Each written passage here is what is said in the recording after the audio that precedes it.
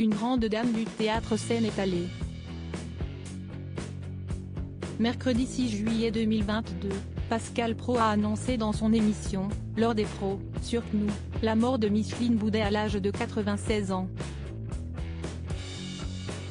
J'ai reçu un texto de Jean-Noël Mirande, qui est un journaliste culture du service public, qui m'apprenait le décès de Micheline Boudet.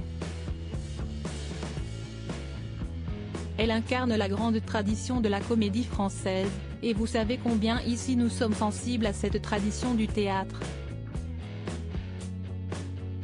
On a appris cette information aujourd'hui, a-t-il déclaré. Ému, le journaliste a ajouté, « Je pense que c'était la dernière, Micheline Boudet, vivante encore, et elle est décédée.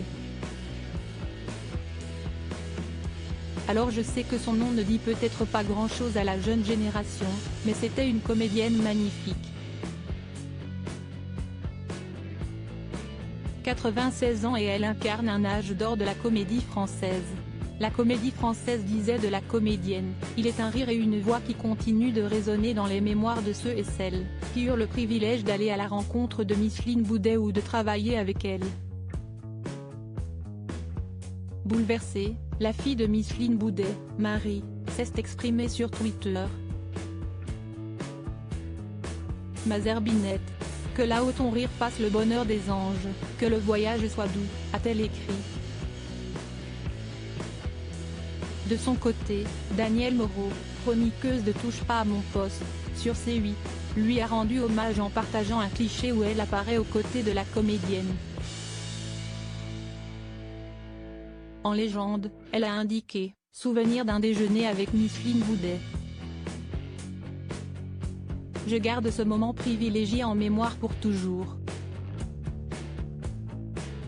Quelques minutes plus tôt, elle avait écrit « Quelle tristesse, l'adorable Micheline Boudet vient de nous quitter. » Drôlissime soubrette de Molière, émouvante araminté des fausses confidences, Patrick Bruel a fait ses débuts sur les planches à ses côtés dans le Charivari. Que de souvenirs. Retour sur la carrière de Micheline Boudet, sociétaire honoraire de la comédie française, la comédienne a joué dans une centaine de personnages au cours de sa carrière et reste l'une des plus grandes interprètes de Marivaux. Pour Le Point, Micheline Boudet avait fait savoir en 2012, il a écrit les plus beaux rôles pour les femmes. Molière a davantage gâté les hommes. Loin de la scène depuis une dizaine d'années, elle avait glissé « J'ai eu un beau parcours, des rôles merveilleux. Je me suis amusée au boulevard, mais tout cela est terminé. » En plus de quelques apparitions au cinéma, la comédienne a également écrit une dizaine de livres sur le théâtre.